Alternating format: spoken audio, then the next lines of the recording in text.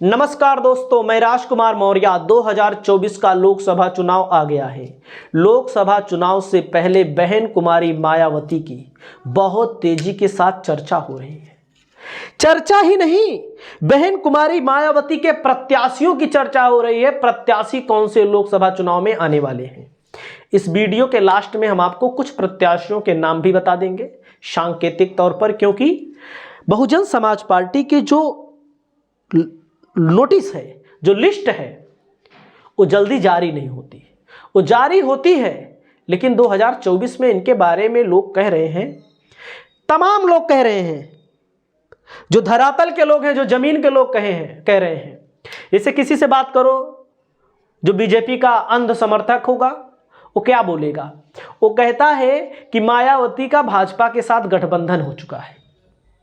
इस बात से जोर और पकड़ चुकी है जब से मायावती के विधायक ने राज्यसभा के चुनाव में समाजवादी पार्टी को हराने के लिए, भारतीय जनता पार्टी को जिताने के लिए बीजेपी के कैंडिडेट संजय सेठ को वोट दिया। और एक डेवलपमेंट और हुआ, इनके भतीजे आकाश आनंद को Y+ श्रेणी की सुरक्षा दे दी गई। अब आप सोचिए, बड़े नेता बन गए। Y वाली सुरक्षा किसको मिलती है? बड़े नेताओं को मिलती है। तो जो इनके बारे में चर्चा है कि इनके जो सांसद हैं बेचारे सब भाग गए। जौनपुर के सांसद कांग्रेस में चले गए, अमरोहा के सांसद कांग्रेस में चले गए, दानिश अली। रितेश पांडे बीजेपी में चले गए, बीजेपी से लोकसभा का टिकट भी उनको मिल गया, अंबेडकर नगर वाली। जौनपुर से श्याम सिंह यादव को मैंने बताया ही। संगीता आजाद का भी नाम आ रहा है कि इनको भी टिकट बीजेपी दे देगी। अफजाल अंसारी सपा में चले गए, सपा से टिकट भी मिल गया। बिजनौर से मलूक नागर, ये बेचारे बचे हैं, सोच रहे हैं कि RLD में चले जाएं, ये इधर उधर भटक रहे हैं, लेकिन फिर भी अभी तक जब मैं वीडियो बना रहा हूं बहन जी के साथ खड़े हुए हैं।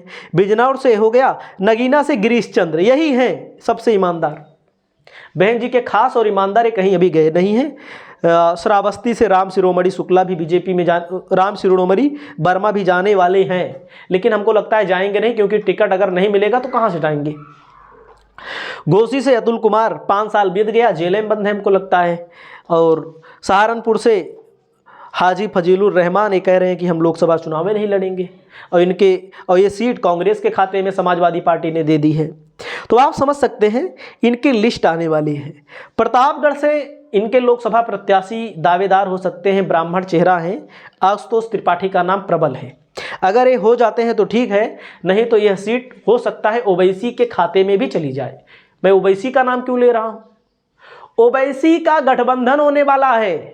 मीडिया में आप देख रहे होंगे, ओवैसी की पार्टी आप जान रहे हैं ना, ओवैसी जी का गठबंधन होने वाला है। तेलंगाना वाले ओवैसी जो अपने यहां तो चुनाव नहीं लड़ते ठीक से, लेकिन वो पूरे देश में लड़ने चले जाते हैं। बंगाल चले जाएंगे, बिहार में 5 विधायक भी जितवा लिए थे, उत्तर प्रदेश में लड़वा देंगे।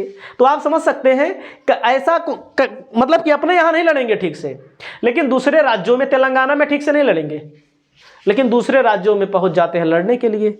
अब क्या हुआ? अब किसको टिकट मिलने वाला है उनका भी नाम आपको मैं बता देता हूं।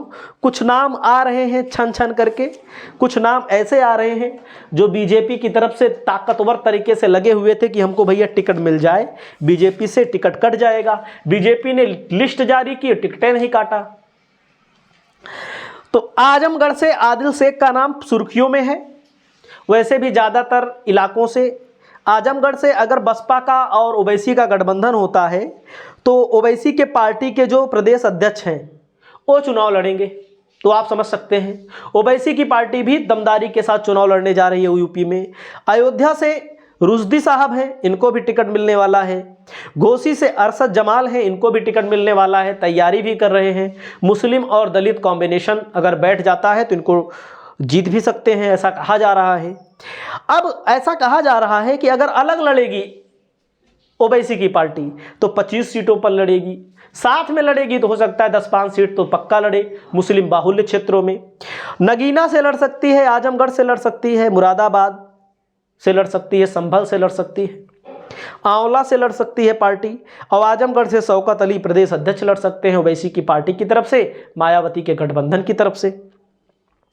तो आप समझ सकते हैं सहारनपुर लड़ सकते हैं, अमरोहा, बिजनौर, फूलपुर, बदायूं, बहराइच, कैसरगंज और सुल्तानपुर, ऐसी तमाम सीटें हैं। जहां पर ओवैसी अपनी पार्टी का विस्तार करना चाहते हैं।